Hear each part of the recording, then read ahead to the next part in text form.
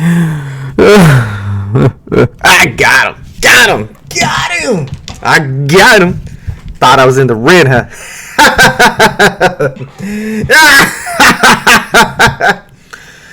That's how I feel. That's how I feel in the inside. Yesterday I was crying and today I'm smiling. Smiling. We're green on the week. We're green on the month. We're green on the year. We're green on the day, baby. Green on the day. Green. So if you want to find out how much we made today, stay tuned. But for now, we're gonna break down a few stocks today that are in play for swing trade that I've been keeping an eye on because I've told you guys these might be a good play if you stick around and see. We're gonna start off with LABU. LABU is at potential top right now, and as you can see, my channel's still drawing there. We made our higher high. Now, let me tell you what we are looking for. This is the left shoulder, right shoulder. It depends on this shoulder right for me in order for me to go in. I mean, I could take a position there, a starter, but this will be me chasing. I don't want to be chasing. I mean, well, it depends, If this is like my first buy, I would start, on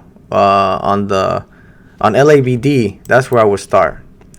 That would be my initial buy-in if this candle holds. But, you got to start making... No, I'm lying. I needed to start showing me that it's holding the EMA. It's too early. It could be a fake out. So, more than likely, it's going to be a fake out. And if it's not, you'll have the chance to jump back in. I mean, it's still got to curl down. And, I mean, there's a lot of room. That's about 18%. So, if you're on LABD... If you're aiming for that 10% right there, somewhere on there, that's good, So, as of right now, it's trying to break this downwards kind of pattern here. But I'm not so convinced yet because it still could be a bull trap. So, no. But like I said, it's starting to look right. Starting to break down, and that's what we're looking for as bulls. I mean, bears in this case and LABD bull over here, but this is the bear ETF. It can present itself with some good potential gain. I mean, this will be, let's see, 1, 2, 3. This will be the fourth time it tries to break this right here. So if it tries to break that one, I do believe it will break it. If it gets close to it and doesn't give you a lot of big rejection, it could potentially break through it. And we could be aiming for the next high, which is, man, that's significant. That's like 15%. So, yeah, this one's in play. Also, Apple long term, man, downtrending. But overall, we're trying to catch up to our highs, which, like I said, that's still good overall. I'm swing trading it still. I mean, this is not the reason why, look, there's weakness on the bulls right here. As soon as it crossed over, it is already testing the EMA. And now it's trying to, it got rejected. Let's see how this holds. If this holds, I mean, it just depends on what happens here. But see the size of the red candles? They're small, man. They're not very convinced. Bears are not doing a lot of good work here. They're trying their best to break the 1970, which they probably will. But it just depends. It just depends, because, I mean, if you look at the big scheme of things, it made a higher high. Now we're searching for a lower low, and then we can move up to the 130. Or maybe nobody liked the freaking iPhone. I don't know. But anyways, I'm just playing it. This is part of a pullback, so I mean, this could, like I said, it's still in play. Facebook this morning was, I think it was, selling off. So Facebook's doing something similar, pretty similar. I mean, they're all kind of, I think they're just following the hype right now with the stimulus check. I really do. So they're all pretty similar. Now Tesla, oh, I'm telling you right now, Tesla is confirming its uptrend now. Way to go. Good job if you're on Tesla. That's momentum right there now. All you gotta do is ride it, because the next top, it's all the way up here, baby. That's about 10%, 520, 517, and then 538. Woo! Yeah, now this one's already making higher highs. So I mean, I wouldn't be. It already broke this channel. So I said once it breaks that channel, I would be bullish on that. Because, and if it holds it, it's been holding it really well. See, that's what people were waiting for. You see why we had that massive pop? This is psychologically a level that everybody was looking at. There was a lot of short sellers right there in the back of that. They weren't so many on this ones because you don't see the pops, the strengths. But look, you look at right here. See these 3 candles, and then it just made a nasty pop up. That's because a lot of short sellers covered. So many short sellers covered. Not little short sellers. I'm talking about big money short sellers, like billions of dollars. So right now it's bullish, man. It's bullish. I'm buying the dips, maybe, you know, just depends. I'm gonna be riding the momentum, I'm gonna be riding the momentum. That's just me. Now workhorse. I talked about workhorse like I think Monday, and what I tell you, we had a false breakup to the upside. Now we have a nasty downfall. See, I think on Monday we were like somewhere around here, and I said, nah, this is gonna be an ugly drop or something like that, and bam, because I did see there was a lot of risk to the downside. I believe we're needing to test this line that I drew right here, and we are. Now, am I bullish on it? No, because it's holding it, but I still don't like it. See these giant rejections here? Man, those are no. There's a lot of people selling. They're selling for a reason. That's short sellers. Yeah, so those are the ones in play, and then we got TQQQ. See, that's the Nasdaq for the ETF for the Nasdaq. Correlates, it's like I said, they're all doing pretty much the similar. They're making their lower low now. They're trying to find the lower low. It could be over here at 138. I don't know. I mean, that's the next support, logical support for bulls to stop stepping in. Or right there, that's another support. I don't know if it's a very valid support, but it is a pretty strong support for what it looks like. It's holding it up today, but I mean, it just depends on this right here. But look, what's that green line right there? If we break that green light, man, if we break that green light to the upside, oh my God, you are about to see some massive gains, But until then, we're still, playing it as we go. So, all right, let's break down exactly what happened today. Okay, let's break it down. What started with Apple, of course. Apple was on the downtrend. But this morning, I saw it was a green candle, I think. So I was like, okay, we're probably going to have a fake out on the 4 hour. That's what I thought. I was like, yeah, we're probably going to have a fake out on the 4 hour because it looked like a double bottom. So what did I do? In that back of my head, I was thinking bullish. The first, 2 hours is probably going to be bullish unless it gets to like, 120 something. That's when I was like, okay, now we got to pull off the gas. Sure enough, my friend. The dip in the morning, like I figured, like yesterday. But this time, I didn't jump in blindly. No. I waited. I did jump in almost a little too early. I think I jumped somewhere around here. And I lost about $100 because I got stopped out. But then I saw this again, and I was like, okay, so now it's holding. I think I bought on this candle. And then I actually wrote it. I wrote it all the way up with like 500 shares, and that gave me like a 1.2%, which was like on 500 shares. I think that's if I'm not mistaken, it was like 600, 700. I don't know, somewhere around there. But basically, that was I was expecting. I kept bullish. I mean, I bought the dips, I sold the rips. Bought the dips, sold the rips. Bought the dips, sold the rips.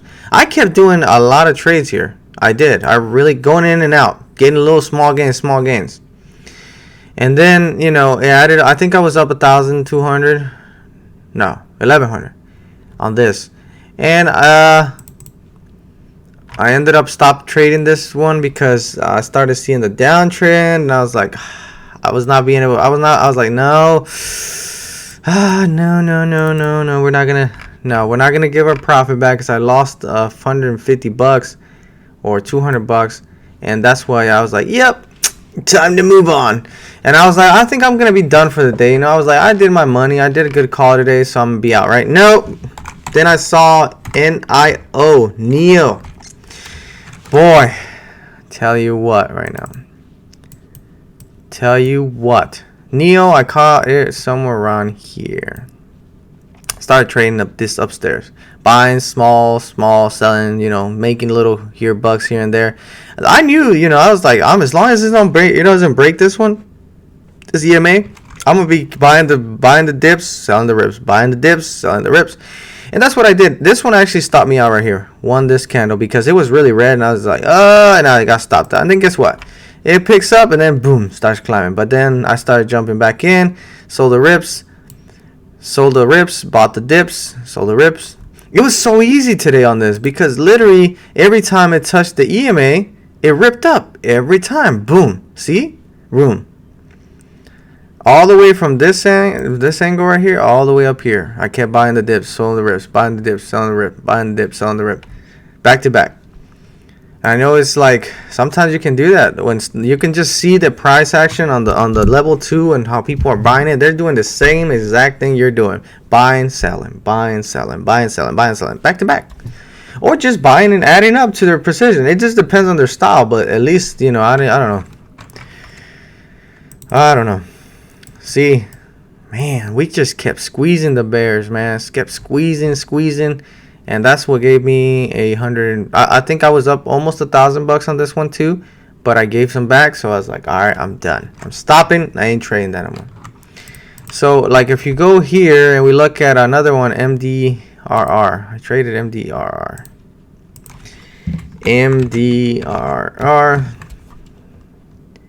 This one in the morning as well. I think I didn't catch that wave. No, heck no.